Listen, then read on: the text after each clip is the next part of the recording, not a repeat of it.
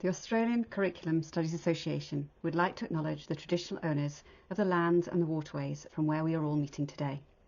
We pay our respects to the elders past and present, and we extend our respect to all Aboriginal and Torres Strait Islander peoples here today. We value the contributions of Aboriginal and Torres Strait Islander peoples to education and their continued support of the teaching and learning of all Australians. We recognise that for thousands of years, Aboriginal and Torres Strait Islander peoples have been the first teachers, and that we are committed to continue our learning alongside them.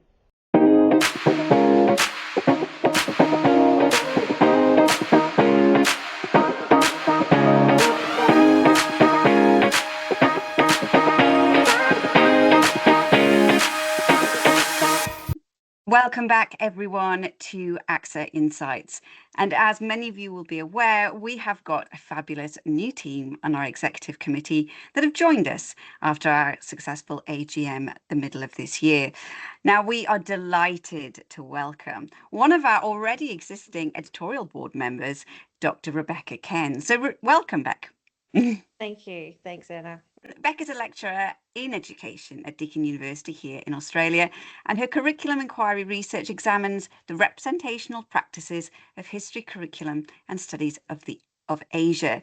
Now, her work really investigates the complexities of curriculum development and the enactment, with a focus on the discourses around nation, race, and culture.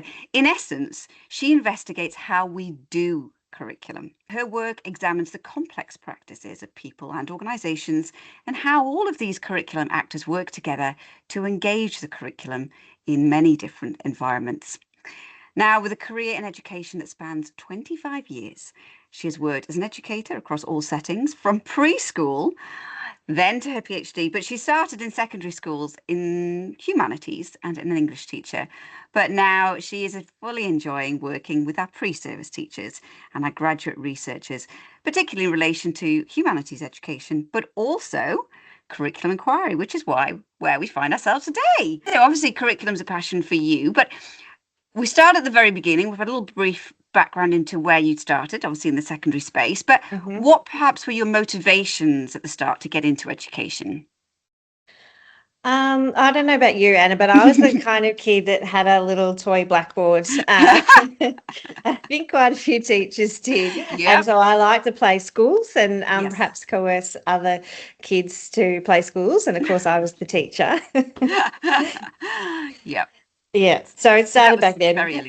But my dad was also a high school teacher, and I Ah. remember he would bring home assignments, and I loved having a little sneak peek at those. And so to some extent, teaching was in the blood. Though after I did a dip ed, and I tried to do other things, but I did an arts degree, and then I thought about other things. But it was really cool to do a dip ed 25 years ago, as you said, 25 years.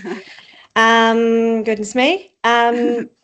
And so, 13 years of that was in schools. And I always really enjoyed working with pre-service teachers who were on their placement in schools. And so I guess I was naturally drawn to that teacher education. And I was also lucky enough to do a Master of Education in Studies of Asia, which kind of got me interested in more of the research and, scholarly side of things. So I took the leap and I resigned from my job with the Department of Education and did a PhD, and that led to teaching pre-service teachers and then combining that with my curriculum inquiry work. So, and where you find yourself now in that real academic peer review stage as well, as part of the really as an editor, I really enjoy that. Really get to see the big picture, and I think that's the exciting thing when you move out of schools, and because the teachers in schools were very good at focusing on our students and our classes and our school communities, but the beauty of when you move into different areas in education, you get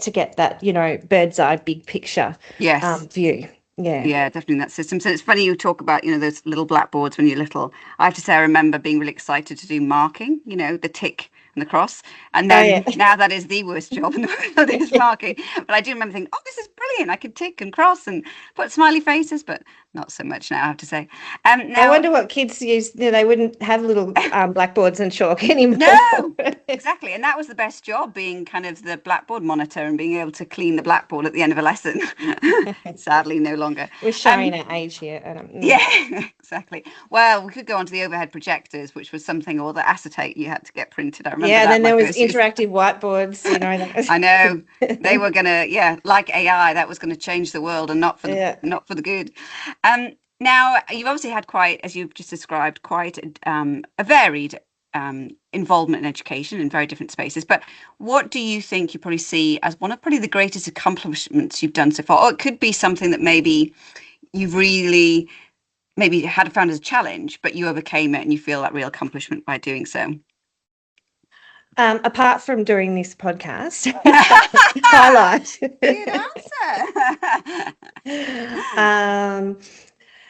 Yeah, I mean, I think achievements are so dependent on time and context. So, as a teacher, they were often those small successes that you have with students or classrooms, particular classes or cohorts in schools. And then there was, I mentioned that I've taught everything from preschool to PhD level. And one of my accomplishments was surviving a year teaching in a mobile classroom in far north Queensland, and my only colleague was a giraffe. So for those listeners may be familiar with Harold the giraffe and the life education program. Right. So Harold and I travelled far north Queensland together. So that was an achievement, with the snake on board in the air conditioning unit. Yeah. Wow. Anyway, but I think in the higher education context, when you're doing research, sometimes those accomplishments are more, those kind of outcomes, like, you're doing your PhD thesis, you have books and publications.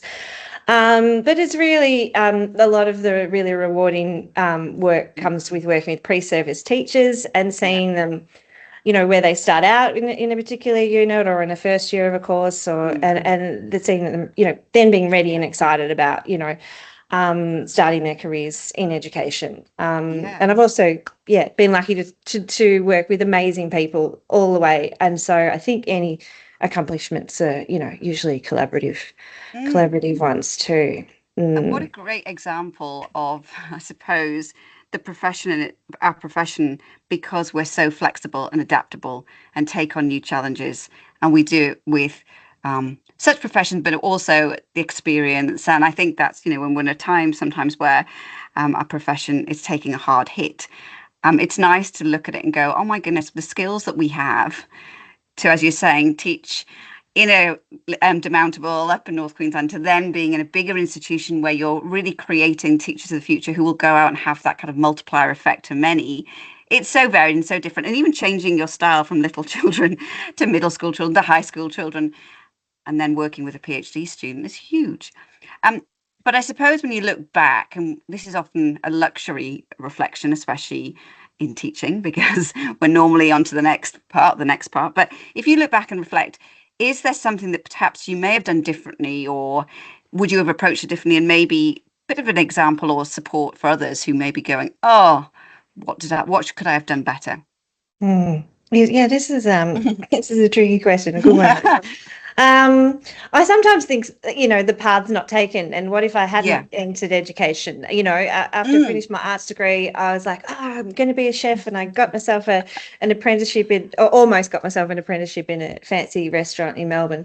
But being a teacher kept calling me back, and so I'm happily that did take that path, and that there's been so many different paths along the way. So, I'm glad I didn't take any different paths along the way. And, like you said, that flexibility in teaching is, so many great places and people. But I think, more recently, in terms of thinking about how myself or teachers might do things differently, I think educators are, we're pretty good at adopting that we can change the world kind of mentality, which is really great. But it sometimes needs to be balanced a bit more with the realities of the conditions and the systems within which we work, and the institutions and so on. So Educators do work long hours no matter where they are, and that, can feel like you're constantly on call. So I think, that one of those doing things Yeah. differently might be thinking about how we can keep aiming to balance that, Yeah. the work-life balance, that Definitely. sustains us to sustain each other and the profession. So that's something, I guess I've Yeah. been thinking about doing differently more recently. Definitely.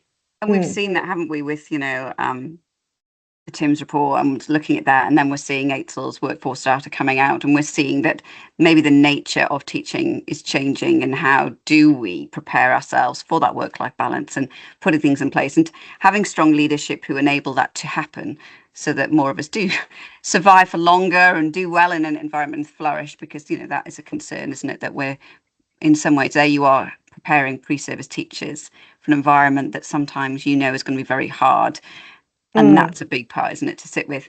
But really down to the nitty gritty, I suppose. You've certainly been involved with ACSA for a long time. But I suppose if we look at it really specifically, what does the term curriculum or the concept of curriculum mean to you? Well, I really like this question. I could talk about this all day. How long have we got?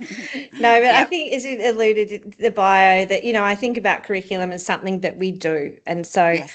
in terms of my research, it's interesting in investigating the complexities of how we do curriculum. Mm. It's all of the, how the people, policies, and practices and places intersect, Yep.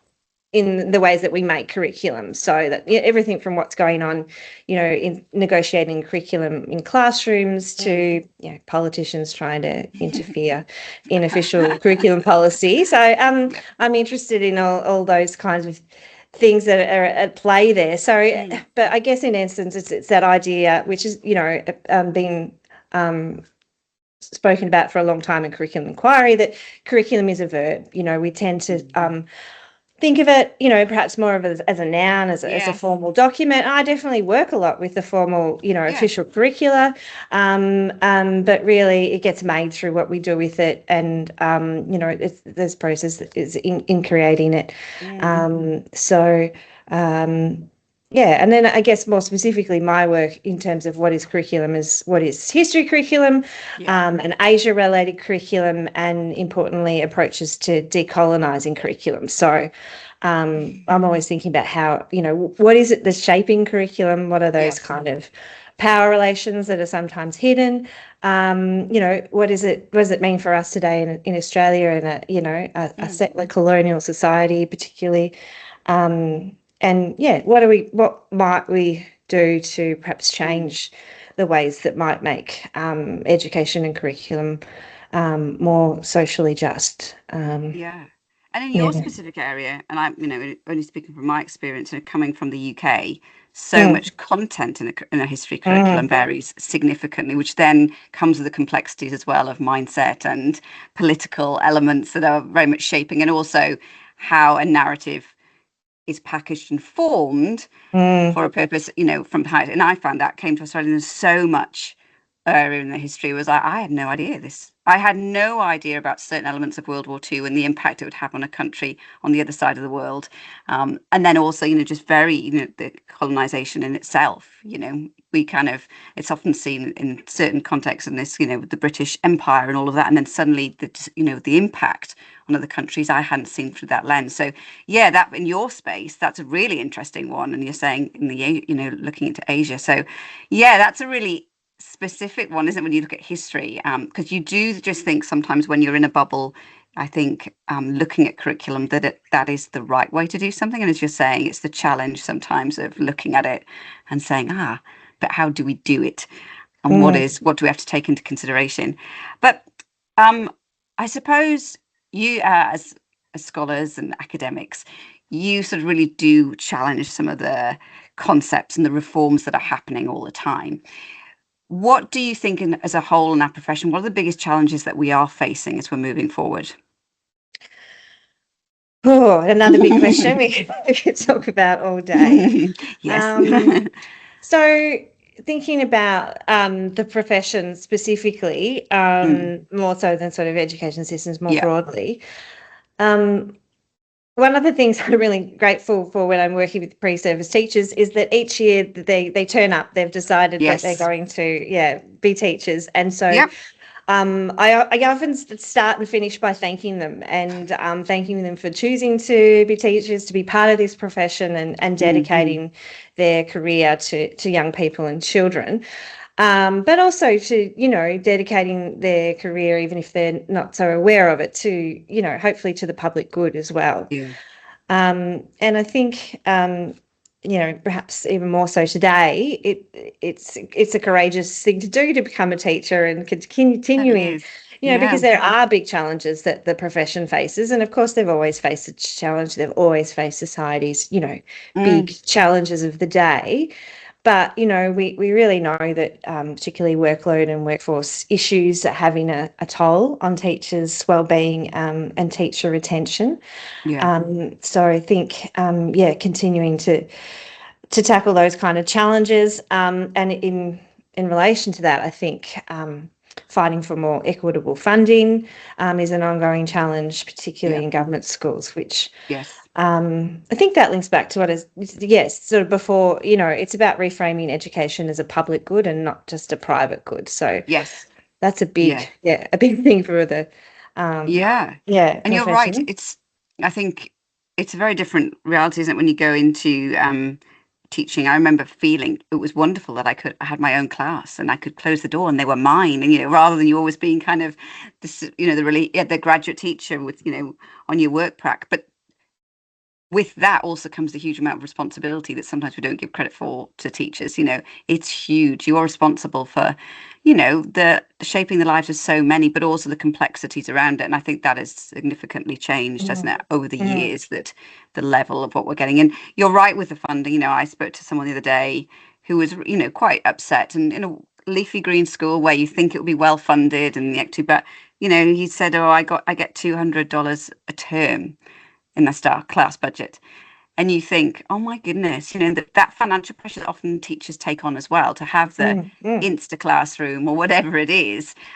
That's a really hard thing. And it's kind of making sure that teachers have the confidence that that isn't always what makes a good teacher. Trust your instincts as well.